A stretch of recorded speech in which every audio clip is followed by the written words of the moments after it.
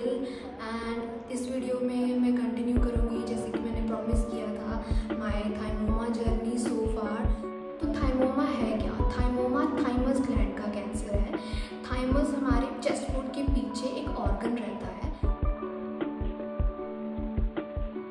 जब हम छोटे रहते हैं ये थाइमस ग्लैंड साइज में काफ़ी बड़ा रहता है और ये टी सेल्स प्रोड्यूस करता है। बट जब हम एज में बड़े हो जाते हैं तो ये थाइमस ग्लैंड साइज में कम होने लगता है।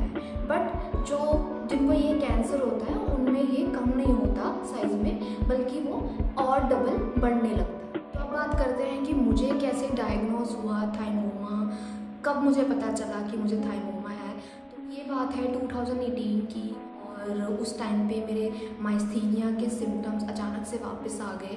मेरी स्पीच जो है वो स्लर्ड होने लगी। तो मैं डॉक्टर के पास गई, उन्होंने काफ़ी टेस्ट लिखे, मेरा सीटी स्कैन हुआ और सीटी स्कैन में ये पता चला कि मेरा थाइमस ग्लैंड जो है वो एनलार्ज हो गया है और मुझे थाइमोमा है।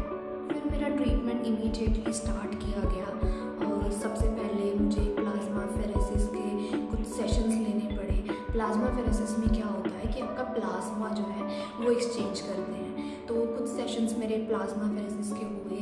देन उसके बाद मेरी सर्जरी हुई, थाइमेक्टमी जिसको बोला जाता है, थाइमस ग्लैंड रिमूवल सर्जरी को थाइमेक्टमी बोला जाता है। तो मेरी थाइमेक्टमी हुई इन 2018 अक्टूबर और फिर धीरे धीरे मैं रिकवरी मोड पे आई।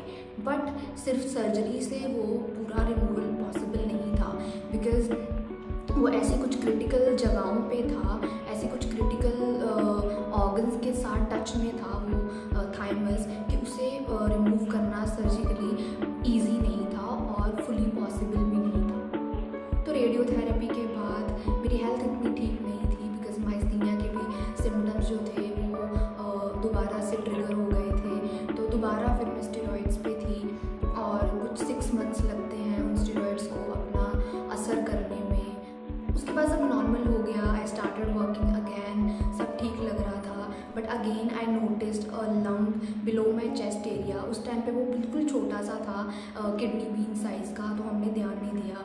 बट विद टाइम उसका साइज़ बढ़ने लगा और इन 2022 हमने दोबारा डॉक्टर्स को दिखाया। तो उन्होंने बोला कि चलिए हम इसका रिमूवल कर देते हैं और देखते हैं ये क्या है। उसके बाद 2023 मार्च में मेरी सर्जरी हुई, दोबारा से रिमूवल किया गया उस लम्प का और उसे बायोप्सी के लिए भेजा गया।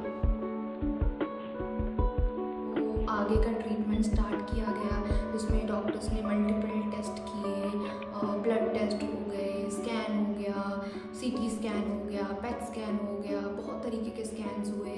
और फिर डॉक्टर्स ने फाइनली ये डिसाइड किया कि आपकी कीमोथेरेपी होगी।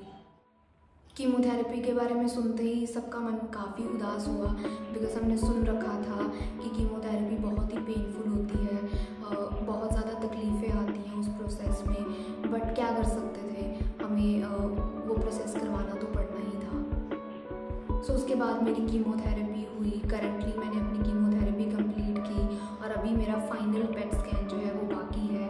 और कीमोथेरेपी में क्या क्या दिक्कतें आई, कितने साइकिल्स हुए और कैसे था वो पूरा जर्नी, वो मैं आपके साथ अगले वीडियोस में शेयर करूँगी। इस वीडियो में मैं ये क्लियर करना चाहती हूँ कि मैं कोई डॉक्टर नहीं हूँ, मैं कोई भी ऐसी हेल्थ एक्सपर्ट नहीं हूँ। सो मैं ये जो जितना भी इसमें आप सबको एक्सप्लेन कर पा रही हूँ, बता रही हूँ, वो मेरे एक्सपीरियंसेस हैं, ना कि मैं कोई मेडिकल एडवाइस दे रही हूँ।